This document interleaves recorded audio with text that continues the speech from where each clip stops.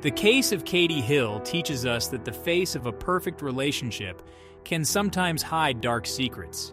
It's a sobering reminder to trust your instincts, check in on loved ones who show signs of distress, and understand that even the closest relationships can conceal hidden turmoil. Nestled in the heart of Texas, Royse City was the epitome of idyllic suburban life. The gentle hum of cicadas on warm summer evenings lulled its residents into a sense of tranquility. Life in Royse City was simple, predictable, and safe, but this peaceful facade was about to be shattered.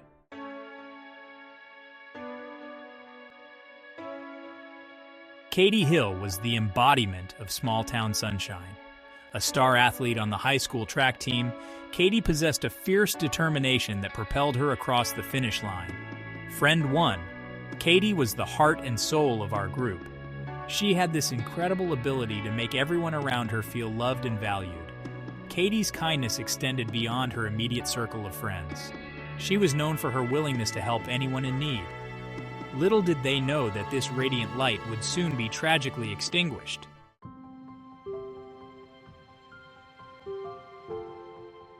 Please like the video and subscribe to our channel. It was at Royse City High School that Katie's path crossed with Jacob Henderson's. Despite their differences, a spark ignited between them, drawing them together like moths to a flame. Classmate. They were the kind of couple that made everyone else feel like they were watching a movie. Their relationship quickly became a fixture in the Royse City social scene, but beneath the surface of their seemingly idyllic romance, a darkness lurked.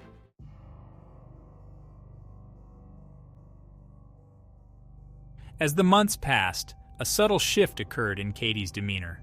Friend 2. I saw her at the mall last week, and she just didn't seem like herself. She kept looking over her shoulder. Rumors began to circulate through the hallways of Royse City High School, whispers of arguments between Katie and Jacob. A sense of foreboding settled over Katie's inner circle.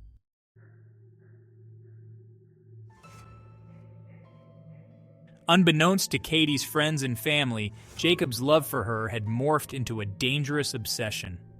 He began to isolate Katie from her friends and family, convincing her that they didn't understand their love.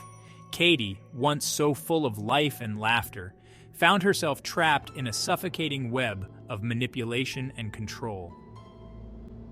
As the sun began to set on the evening of October 9th, 2017, the tension between Katie and Jacob reached a fever pitch. The idyllic facade of their romance crumbled, revealing the dark heart of a love story gone terribly wrong.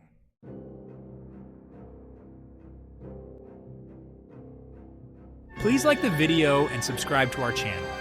The argument began innocently enough, a disagreement over something trivial, but like a spark igniting dry tinder, it quickly escalated, fueled by Jacob's simmering resentment. Fear, cold and paralyzing, gripped Katie's heart as she realized the true extent of Jacob's fury. This was not the boy she had fallen in love with. The thin veneer of civility shattered, revealing the raw, ugly truth of their toxic love.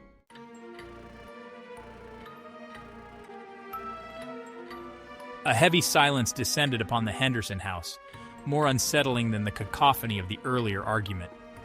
Minutes stretched into an eternity, the only sound the relentless ticking of the clock on the wall. Then, shattering the silence, came the shrill wail of sirens. Neighbors, drawn to their windows by the commotion, watched in horrified fascination as police cars and an ambulance screeched to a halt. The tranquility of Royse City had been irrevocably shattered.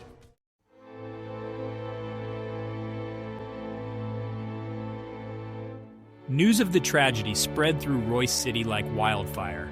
Whispers, hushed and urgent, filled the aisles of the local grocery store and the pews of the town's church. As the sun began its slow descent, a group of Katie's friends gathered at the high school track field, their faces etched with grief.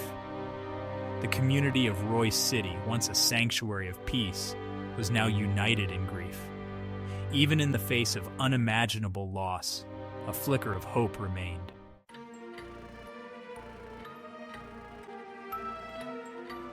At precisely 2:17 a.m., a frantic call ripped through the silence of the Royse City Police Department. Katie, not breathing. Please, help. The operator, trained to remain calm, extracted the address and dispatched a unit to the Henderson residence. Sir, are you with her now? Can you tell me what happened? Jacob's answers were fragmented, a jumbled narrative punctuated by sobs and incoherent mumbles.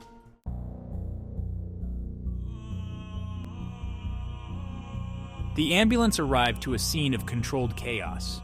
Paramedics found Katie lying on the bedroom floor, her body still, her skin ashen. Detective Michael Reynolds arrived as the paramedics were preparing to transport Katie to the hospital. His gaze swept over the scene, taking in the disarray of the house and the palpable tension in the air. Something didn't sit right with him.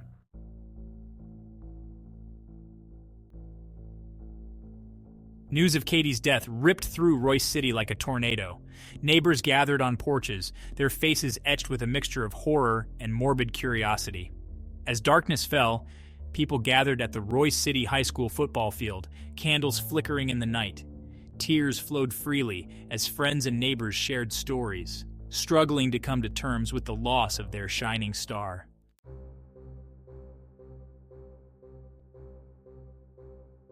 Back at the station, Detective Reynolds pored over Jacob's statement, his intuition screaming at him that something was amiss. Whispers of doubt began to circulate within the police department and the community. Katie's friends approached Detective Reynolds with their concerns about Jacob's controlling behavior. They spoke of hushed arguments, of Katie's fear of being alone with Jacob. Detective Reynolds knew he had a complicated and potentially explosive case on his hands.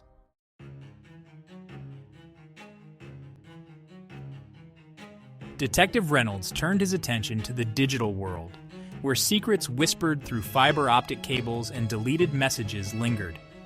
Katie and Jacob's digital lives held the key to unlocking the secrets of that fateful night. Jacob's phone records revealed calls and texts that contradicted his alibi. His phone pinged cell towers miles away from home on the night of Katie's death. Timestamps coincided with Katie's death, casting doubt over Jacob's narrative. Katie's social media revealed her yearning for freedom and fear of Jacob's control. Private messages hinted at her unhappiness and desperate attempts to escape. Detective Reynolds felt sympathy for Katie and vowed to uncover the truth. He vowed to ensure her voice, silenced too soon, would finally be heard.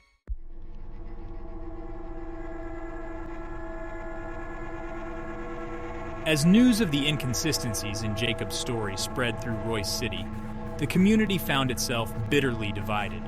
The idyllic facade of small-town unity crumbled under the weight of suspicion and accusation. Those who had once shared backyard barbecues now eyed each other with distrust.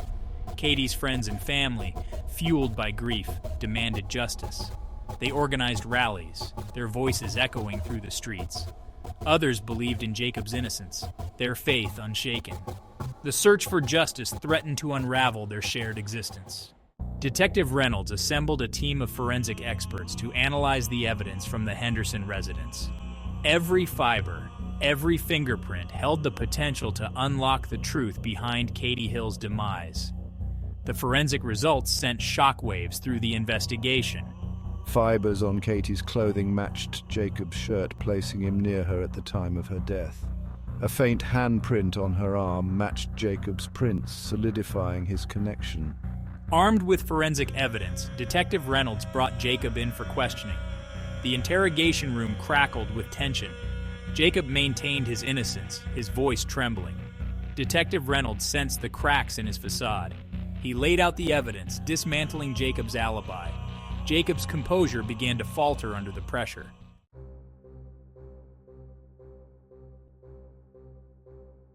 Please like the video and subscribe to our channel. The air in the interrogation room grew thick with tension, heavy with the weight of unspoken truths and the anticipation of a long-awaited confession. Detective Reynolds, his gaze unwavering, watched as Jacob's carefully constructed facade began to crumble, his denials ringing hollow in the face of irrefutable evidence. The silence stretched, punctuated only by the ticking of the clock on the wall, a stark reminder of time slipping away. Jacob's eyes darted around the room, searching for an escape, a lifeline, anything to pull him back from the precipice of truth. But there was nowhere left to hide. The walls were closing in, the weight of his lies crushing him from within. Gone was the cool, collected demeanor he had presented to the world. In its place was a raw vulnerability, a flicker of fear in his eyes that betrayed his carefully cultivated image of innocence. The mask had slipped, revealing the true face of a man caught in the web of his own deceit.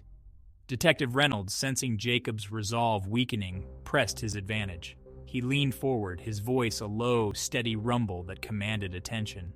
Jacob, we know what happened that night. We have the evidence. It's time to stop running and tell us the truth.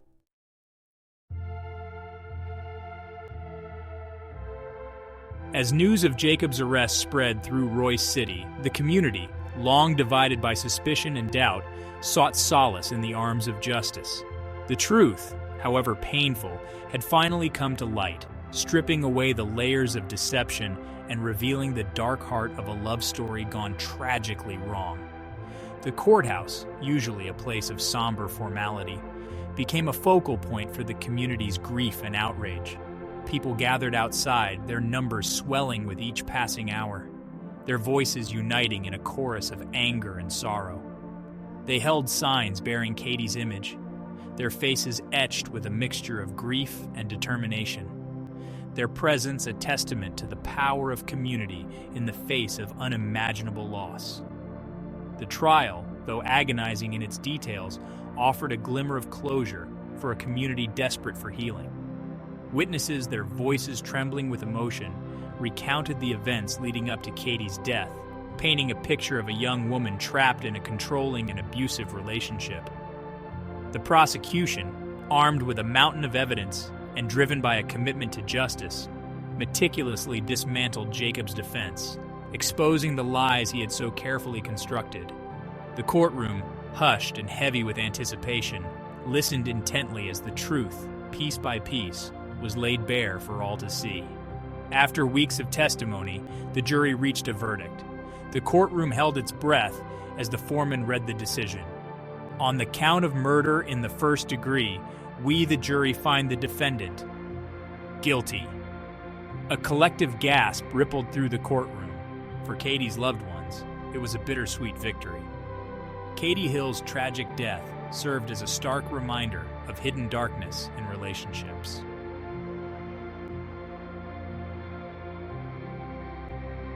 The guilty verdict brought a sense of closure, confirming justice had been served. But it couldn't erase the pain, the emptiness over Royse City after Katie Hill's tragic death. A vibrant young life cut short, leaving a void that could never be filled. In Royse City's quiet corners, Katie's absence was felt most keenly. Her friends, still grieving, shared stories and tears, their laughter tinged with a bittersweet ache. The community, marked by the tragedy, struggled to come to terms with life's fragility. Katie's bright smile became a reminder of life's preciousness and the importance of cherishing every moment.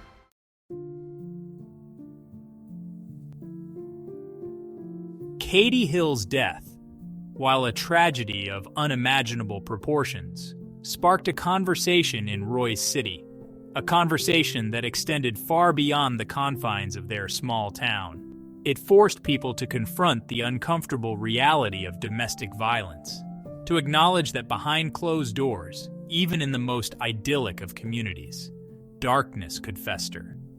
No longer could the issue be swept under the rug, whispered about in hushed tones but rarely addressed openly. Katie's death served as a wake-up call, a stark reminder that domestic violence could touch anyone, regardless of their socioeconomic status, their race, or their zip code. In the aftermath of Katie's death, a wave of support for victims of domestic violence swept through Royse City. Community leaders, once hesitant to address the issue publicly, stepped forward, pledging their support for organizations working to provide resources and support for those trapped in abusive relationships. Support groups, once operating in the shadows, found their voices, offering a safe haven for survivors to share their stories, find strength in shared experiences, and begin the long and arduous journey of healing.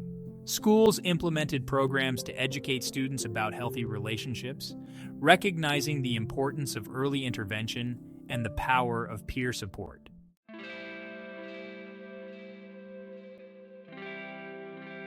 From the ashes of tragedy, hope emerged.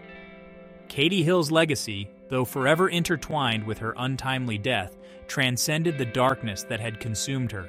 In her name, a movement for change took root, a movement fueled by the determination to ensure that her story served as a catalyst for a safer, more compassionate world. The Katie Hill Foundation, established in her honor, became a beacon of hope for victims of domestic violence. The foundation provided financial assistance, counseling services, and legal advocacy for survivors, empowering them to break free from the cycle of abuse and rebuild their lives. Each year, on the anniversary of Katie's death, the community of Royse City gathered to celebrate her life and to reaffirm their commitment to honoring her memory through action. They organized awareness walks, fundraisers, and candlelight vigils, their collective voice amplifying Katie's story and ensuring that her light continued to shine brightly. Katie Hill's life, though tragically cut short, served as a powerful reminder that even in the face of unimaginable darkness, hope could emerge. Her legacy lived on in the countless lives touched by her story, in the communities transformed by her spirit, and in the unwavering belief that love, not violence, should define our relationships. Please like the video and subscribe to our channel.